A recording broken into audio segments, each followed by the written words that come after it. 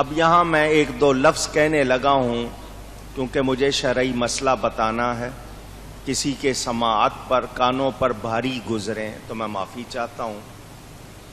نوجوانوں میں بیماری آ جاتی ہے، وہ اپنے ہاتھ کا استعمال کرتے ہیں، میں کھلے لفظ کہوں تو مشت زنی کہتے ہیں اس کو۔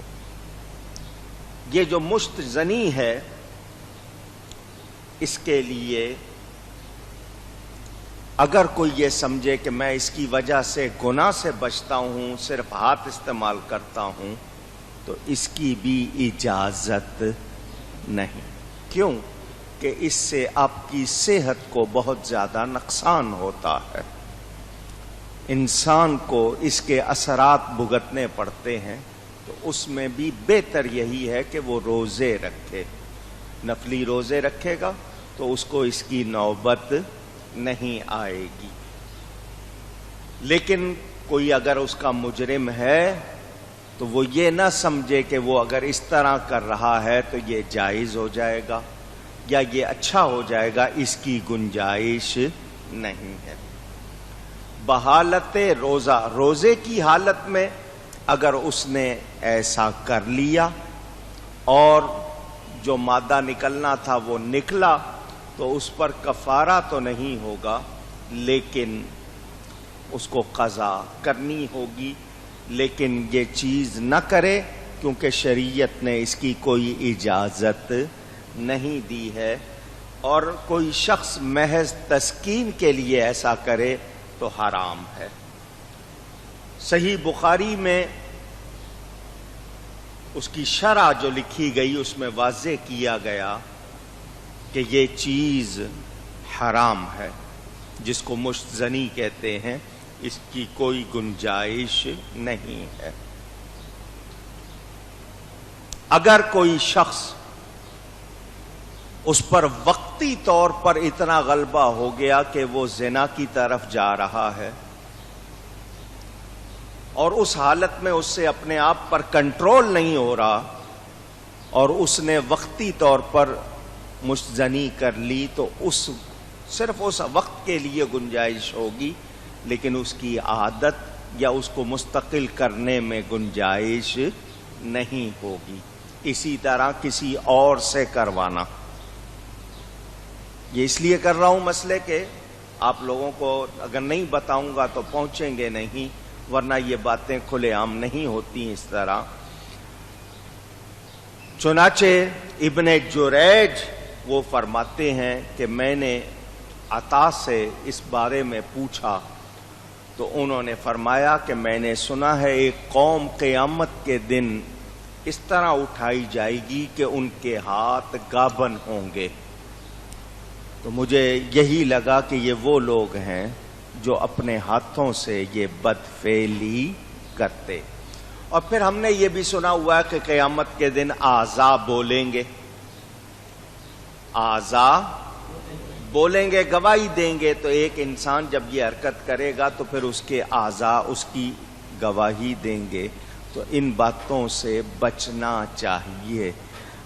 حضرت عثمان غنی رضی اللہ تعالی عنہ بہت زیادہ حیا والے تھے۔ حضور صلی اللہ علیہ وسلم نے ان کے ہاتھ کو اپنا ہاتھ فرمایا۔ وہ فرماتے ہیں جس ہاتھ کو نبی پاک نے اپنا ہاتھ فرمایا، میں نے اس دن کے بعد اس کو ناف سے نیچے استعمال بھی نہیں کیا۔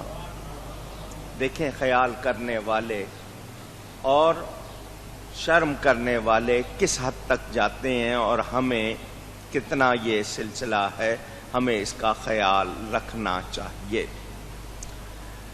اسی طرح وہ خواتین جن پر غلبہ ہو، ان کے حوالے سے بھی کہ وہ ہاتھ کے استعمال سے بچیں۔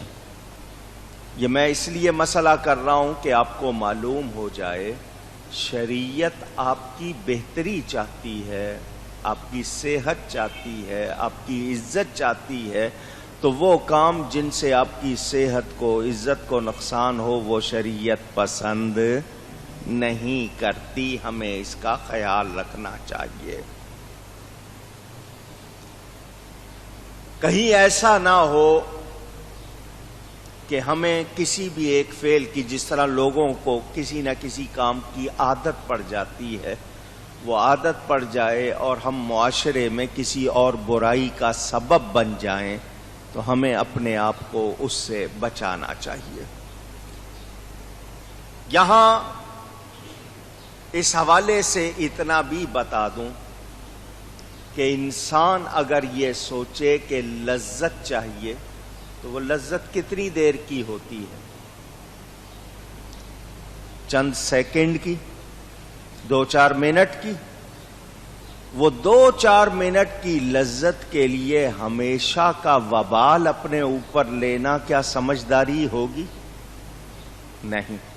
مگر کہتے ہیں جی شیطان سوار ہو گیا تھا، نفس کا غلبہ، تو اسی لیے تو سکھایا گیا ہے کہ اپنے آپ کو باوضو رکھا کرو، زبان پر کوئی نہ کوئی ورد، کوئی کلام پڑھتے رہو، استغفار پڑھتے رہو، لا حول ولا قوت الا باللہ یہ پڑھتے رہو۔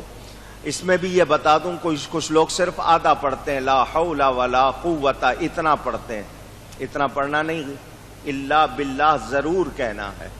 لا حول ولا قوت صرف اتنے الفاظ نہیں، اس کے معنی کہ کوئی قوت نہیں، کوئی طاقت نہیں، کوئی بچانے والا نہیں، صرف اتنا۔ تو الا باللہ بھی تو کہے نا کہ اللہ کے سوا، اور آگے علی العظیم لگائیں تو اور اچھا ہے۔ تو کوشش کرنی ہے کہ اپنے آپ کو گناہ سے بچانے کے لیے بھی کوشش کریں۔ صرف ہوتا ہے نا آپ باقی چیزوں سے اپنے مچھر سے بچانے کے لیے مچھردانی لگا لیتے ہیں، کوئل جلا لیتے ہیں، میٹ لگا لیتے ہیں، اپنے اوپر لوشن لگا لیتے ہیں، کیوں کہ وہ نہ کاٹے۔ تو آپ نے بچنے کی کوشش تو کی نا، اسی طرح گناہ سے بھی بچنے کے لیے آپ کو محنت کرنی ہوگی، صرف رسمی طور پر نہیں بلکہ اپنے آپ کو بچانا ہوگا۔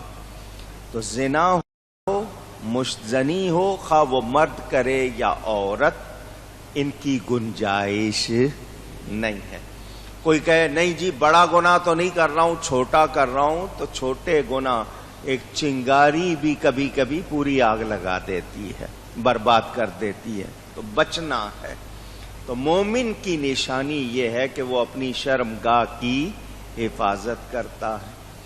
ہمیں یہ بتایا گیا، صحابہ کرام کی مثالیں موجود ہیں۔ اب کوئی یہ کہے کہ صحابہ اتنی شان والے تھے، ایمان میں اتنے اعلیٰ تھے، ان کی تو شان بیان ہوئی، اللہ ان سے راضی، وہ اللہ سے راضی، تو ان میں سے بھی تو گناہ ہوتے تھے۔ تو اگر اس دور میں کوئی مثال قائم نہ ہوتی تو آج ہمارے پاس کیا ثبوت ہوتا؟ چونکہ دین پر عمل کا پورا نمونہ ہونا چاہیے تھا۔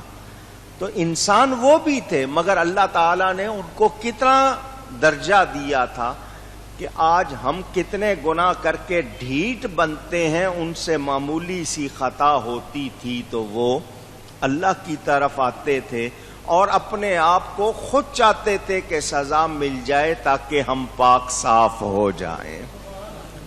تو ان پر اعتراض نہیں کرے کہ وہ بھی تو کر لیتے تھے، اتنا کہنے سے مجھے اور آپ کو کوئی فائدہ نہیں ہوگا بلکہ نقصان ہوگا۔ تو ہمیں بچنا ہے۔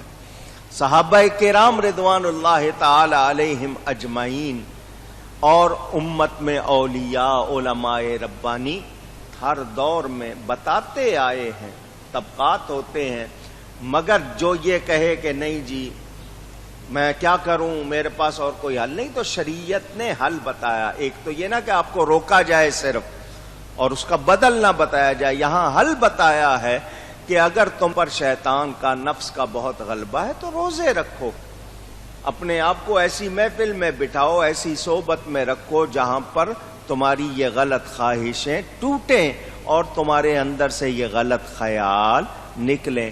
کہتے ہیں نا جیسی صحبت ہوگی ویسا اثر ہوگا، تو جب غلط صحبت میں بیٹھیں گے تو خیال بھی غلط ہوں گے، پھر سوچیں بھی غلط ہوں گی۔ یہ جو کہتے ہیں کہ بری چیزوں کو دیکھنے سے آپ کی نظر پر برا اثر پڑتا ہے، کیوں؟ کہ جب ایک انسان غلط چیز کو دیکھتا ہے تو اس کے پورے جسم کا نظام اندر تک اسی طرح کام کرتا ہے۔ جب اچھی چیز کو دیکھتے ہیں کہا نا فلاں چیز کو دیکھیں گے نظر تیز ہوگی، فلاں چیز کو دیکھیں گے تو نظر کمزور ہوگی. تو لوگ کہتے ہیں کیا کمزور ہوگی؟ اگر ننگی فوٹو دیکھ لی کسی کی تو کیا کمزوری ہوگی؟ آپ کے جسم میں پوری خیالات، پورے جسم کا نظام پھر اسی سمت چلتا ہے اور اس کے اثرات ہوتے ہیں. اچھی چیز کو دیکھنے سے جسم کے نظام میں پھر اسی طرح کام ہوتا ہے.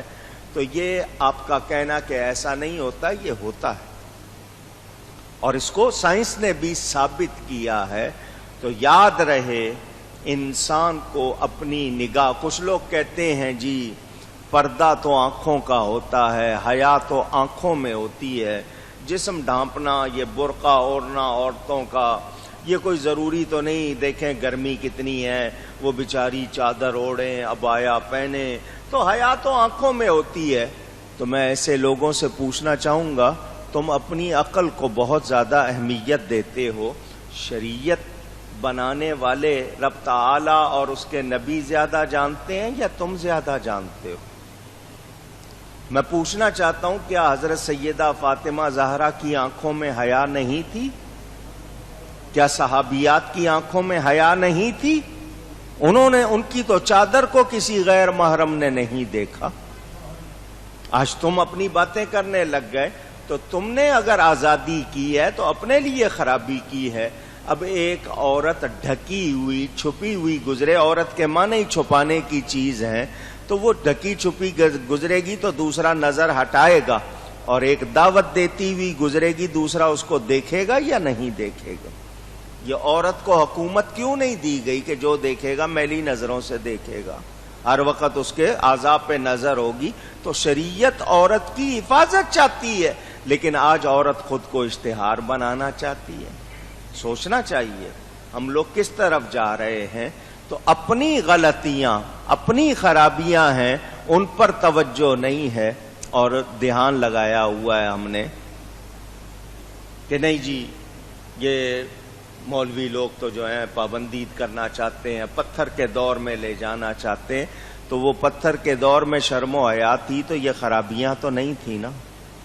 آج تم نے یہ خرابیاں پیدا کر لی. اب چائے بیچنی ہے، گھی بیچنا ہے، تم نے ٹوتھ پیسٹ بیچنی ہے، کپڑا بیچنا ہے، ہر جگہ عورت کو ننگا کر کے دکھا رہے ہو، تو یہ تمہاری خرابی ہے، تم اس طرف چلے گئے ہو.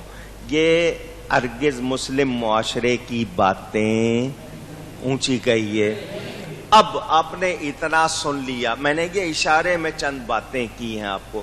مجھے یہ بتائیے، میں آپ سے پوچھنا چاہتا ہوں، وہ مرد کہاں گئے جو اپنی عورتوں کو قابو رکھا کرتے تھے؟ کیونکہ عورت مرد کی نگرانی میں دی گئی ہے، اس کو نگہبان بنایا گیا.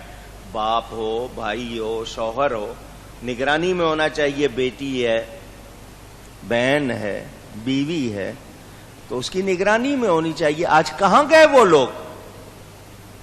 آپ کہیں کہ جی سنتے نہیں ہیں، تو اس کا مطلب آپ مرد نہیں ہیں. کہیں آپ میں کمزوری ہے جس کی وجہ سے وہ سنتی نہیں. آپ میں اس کا یہ مطلب نہیں ہے ہاتھ اٹھانا ہے ان پہ، ان کی پٹائی کرنی ہے، لیکن آپ صحیح ہوں گے تو ان کو ضرور صحیح رہنا ہوگا. آپ صحیح نہیں ہیں تو پھر آپ کی کمزوریوں کی وجہ سے وہ آپ کی بات نہیں سنتی. ہمارے معاشرے میں یہ خرابیاں کیوں آ رہی ہیں کہ ہم لوگ مرد ہوں یا عورت، ہم دین پر عمل کرنے کو اب پسند نہیں کرتے. مسلمان تو کہلانا چاہتے ہیں، جنت میں بھی جانا چاہتے ہیں، مسلمان بھی کہلائیں، جنت میں بھی جائیں کہ جنت تو ہماری ہو، لیکن کام وہ نہیں کرنا چاہتے جو جنت میں لے جائیں. تو بتائیں پھر کیا جنت ملے گی؟ یہ مجھے اور آپ کو فیصلہ کرنا ہے. آج مسلمان کہلا کر نہیں سمجھیں گے تو میرا کام بتانا ہے. آواز آپ تک پہنچ رہی ہے، آپ نہیں کریں گے جواب دہ آپ ہوں گے. یہ نہیں کہہ سکتے کہ کسی نے بتایا نہیں تھا، کسی نے سمجھایا نہیں تھا، یہ آپ کہہ سکتے نہیں. کچھ لوگ یہ بھی کہتے ہیں جی یہ مولوی ڈراتے رہتے ہیں قیامت میں کچھ ایسا نہیں ہوگا، سب ٹھیک ہو جائے گا. تو اگر آپ کا اتنا ہی خیال ہے، اتنا ہی ہے، اور آپ اسی طرح سمجھتے ہیں، تو آپ کے لیے پھر سوائے اس کے کہ افسوس کیا جائے اور کچھ کہا جا سکتا نہیں. ہمارے سامنے پوری تاریخ ہے اور مستند واقعات ہیں. قبر کی منزل کوئی سوچ لے کہ میں مٹی کے گڑھے میں ہوں گا, وہاں اندھیرا ہے, کچھ نہیں ہے, کیا ہوگا میرے ساتھ, یہی سوچ لے تو آدمی اپنے آپ کو سدھار لے. لیکن جب ضمیر مردہ ہو جائے, جب آپ کی صلاحیتیں اندر ختم ہو جائیں, تو پھر آپ اسی طرح ہی سوچیں گے, پھر منفی سوچ ہوگی اور اس کا انجام بھی وہی ہوگا. اللہ تعالی ہم سب کو توفیق دے کہ ہم مسلمان نہ صرف کہلائیں بلکہ سچے مسلمان بنیں. اور اس کے لیے کیا ہے, نشانیاں بتائی گئی ہیں. پہلی نشانی کیا ہے, نماز, اس میں گڑ گڑانا, دکھاوے کی نماز نہ ہو, اصلی نماز ادا کریں. اس کے حوالے سے ہمیں جو بھی نیکی کرنی پڑے وہ ہم کریں. ہم بیہودہ باتوں پر دھیان نہ دیں, جو بھی چیزیں لغو ہیں ان کی طرف ہماری توجہ نہ جائے. زکوٰۃ ادا کریں جو صاحبان نصاب ہیں, اور پھر شرم گاہوں کی کیا کریں, اونچی گئیے حفاظت کریں. یہ میں نے بہت مختصراً اس کا اشارہ کیا. واقعات بہت ہیں, واقعات بہت ہیں. میں نے آپ کو حضرت ماعز کا واقعہ بھی سنایا, حضرت عمر فاروق رضی اللہ تعالی عنہ کے زمانے کے اس نوجوان کا واقعہ بھی سنایا. خواتین کے بھی بہت سے واقعات ہیں جو اللہ سے ڈری, توبہ کی انہوں نے, اور اللہ نے ان کے لیے آسانیاں کی. یہ واقعات میں آپ کو سنا چکا ہوں. اب بھی کوئی نہ سنبھلنا چاہے تو پھر وہ کہتے ہیں نا, جس کا دل ڈوبنے پہ ہے پھر اس کو ہم روک سکتے نہیں. لیکن جو سمجھدار ہے اس کو بتایا, اس کے لیے اشارہ کافی ہے.